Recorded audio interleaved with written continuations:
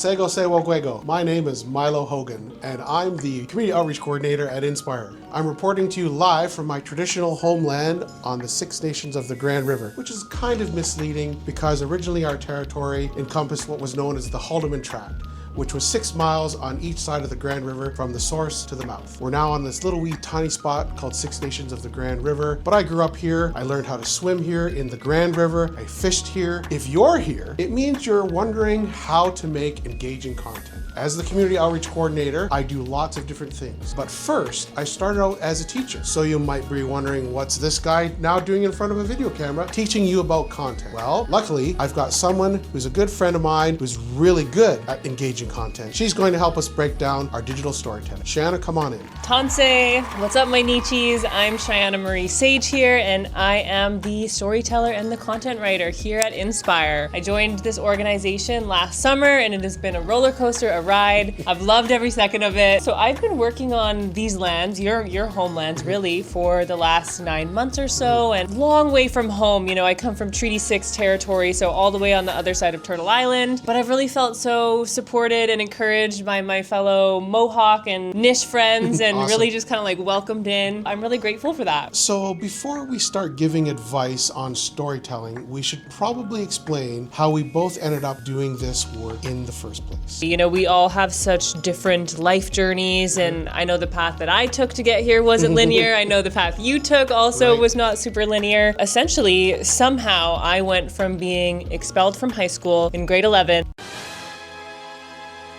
to then graduating from one of the top universities in the whole world, Fantastic. Columbia University.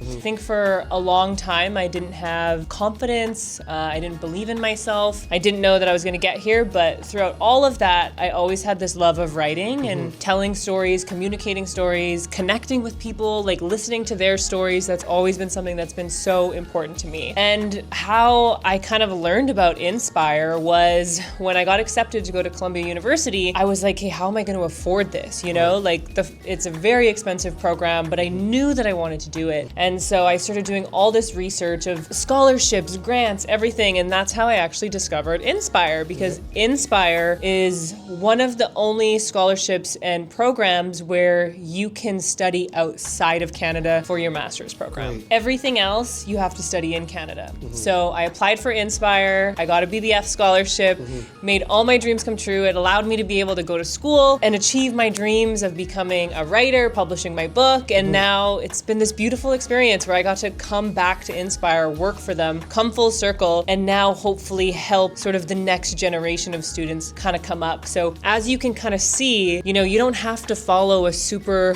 linear path in education, you know? Like, yes, I was the girl who got expelled, but I was also the girl who made the choice to go back. Right. How about you, Mike? Like, I know you started as a teacher, and now you're outreach coordinator, Yeah. jack of all trades. Yeah, similar to you, Shayana, like in that it's not a linear path. It doesn't have to be a linear path. I didn't actually intend on being a teacher. I was supposed to be a dentist,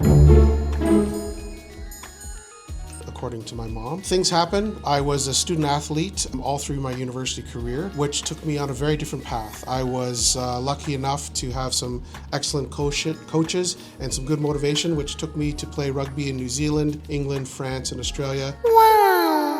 And then I eventually came back to Canada, and I was looking for a way to give back to my community, looking for a way to be back in my community, and I was lucky enough to connect with a former university classmate who worked at Inspire, and she said, yeah, we've got some opportunities here. I'd like to talk to you. And that was how I got my foot in the door at Inspire, and it's been a roller coaster ride ever since. One of the great things about my job is I get to travel across Turtle Island, I get to meet young people, I get to explain how Inspire works and how amazing opportunities we can provide for them through our Building Brighter Futures program, and I get to work with great people like you.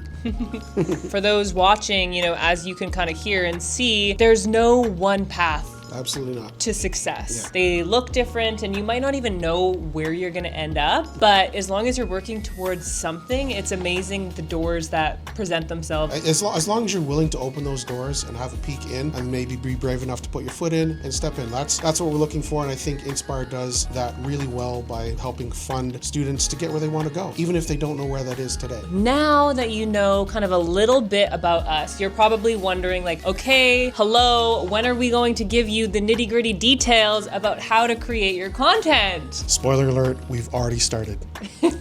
Quick little pop quiz right now. What is the most important part of creating content, especially for high schoolers? We're gonna put these 3 options on the screen here. A, we have grounding presentation in culture. B, using relatable storytelling. Or C, being interactive.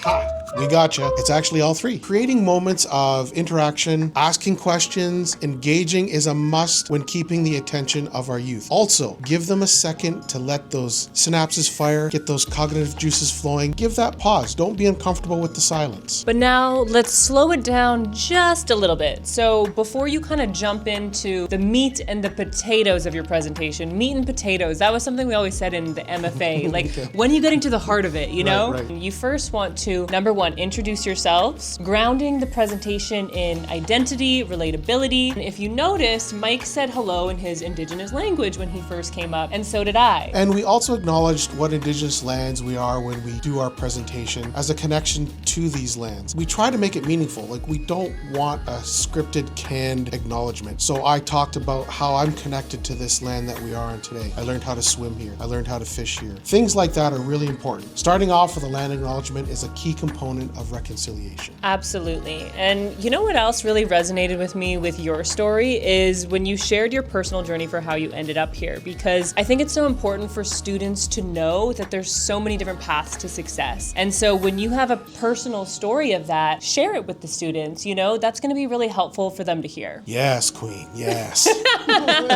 What I like about the story that you shared was highlighting how to overcome challenges. And a lot of students experience that. It seems like the worst time in their lives, but highlighting challenges you faced and having overcome them is so important for youth to hear. So when creating your presentations where the struggles are part of the presentation, share those struggles and how you overcame them. They need to hear that there's a way out. Absolutely. I think like students understanding that we're not perfect and we are human beings, we make mistakes, but that's a part of the growth. It's a part of the journey. It's a part of becoming successful and chasing your dreams. And they need to know that no mistake is too great to turn around from.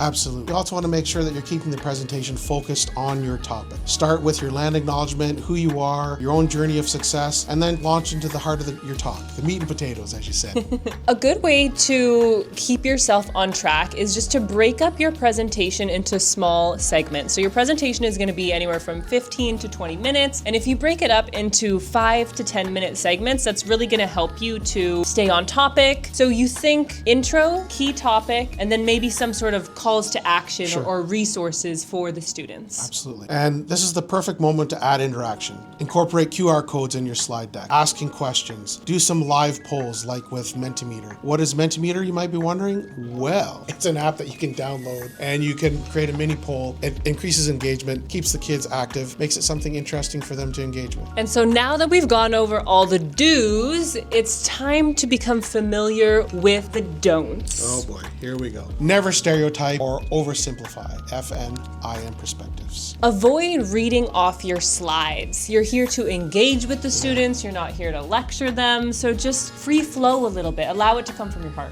Avoid being monotonous with long monologues or using overly formally language. Your presentation is no good if you're the only one who can understand. Use student-friendly language. Absolutely. And another one is avoid telling trauma narratives that don't also highlight strength and overcoming them. So you're not there to just tell them, hey, this is all the bad stuff I went through, period. It's, hey, no, this is a challenge. This is something that I faced, and here's a tool for how I overcame it. Because identifying those tools is going to be what's really valuable for them if they're also facing some of those struggles. And finally, never present that university is the only path to become successful. We want to show you that diversity is part of being successful, and that means a different path for everybody. Paddling in a different size canoe with different size paddles. But now that we've talked to you about storytelling, let's take a moment to look at how we're actually filming this video. Delivering engaging content isn't just about what you say, it's about how your video looks and feels. As you're watching this, you may have noticed a couple of things. For example, the camera is positioned at eye level. So that really creates this feeling of a natural conversation, almost like we're sitting directly across from you. And notice the framing of the shot. You can see us from about chest up, which keeps things personal and engaging without feeling too formal. And the other thing, lighting. Lighting makes a huge difference. They need to be able to see you. The light is coming from in front of us, so it's lighting us up quite well. If the light was coming from behind us, we would be backlit. It would be more difficult for the students to actually see you, which would be more difficult for them to be engaged. We're also using our fuzzy little friend here, an external microphone. Audio is one of the most important parts of video, especially if you're doing the pre-recorded virtual version of Soaring, because if students can't hear you clearly, they'll check out pretty quickly. And the other thing you might notice is the background. So behind us, we have a beautiful piece of Indigenous art. So if you have something cultural that can be in the background, highlight it, have it be there. It's gonna allow them to relate to you. Or if you don't have something like that, then just have it be a clean, simple background. A nice blank wall is fine. Yeah,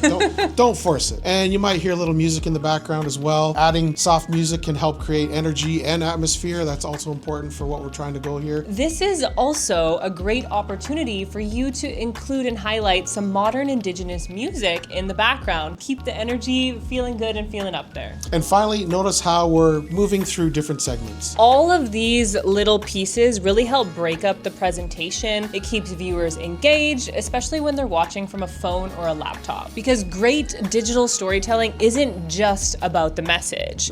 It's about the experience that you're creating for the audience. Before we wrap this thing up, it's been a lot of fun, but let's do a quick recap of what we've talked about today. So if you want to create engaging and effective content for youth, there are a few key things to remember. First, ground your presentation in identity and culture. Who you are, where you're from, and acknowledge the lands that you're on. Second, you want to tell relatable stories. Share your journey, include the challenges you faced, how you overcame them, because those are the moments that help students see themselves in your story. Third, make your presentation interactive. Ask questions, include polls, invite participation, and create moments where students feel like they're a part of the conversation. But remember to give that pause. Give those kids a chance to think through their answers. Fourth, you want to keep your content focused and structured. Break that presentation down into clear sections so your audience can easily follow along. And finally, think about the overall experience. Your camera setup, the lighting, the sound, all the visuals, they all come together and have fun. Because when storyteller, culture, interaction, good visuals all come together, that's when the message really connects. And how you create your content that the students actually want to watch and learn from. Thank you so much for tuning in today. We hope you're all feeling confident, ready to inspire our youth, and hopefully this video will help you to make engaging content. Yes, Queen.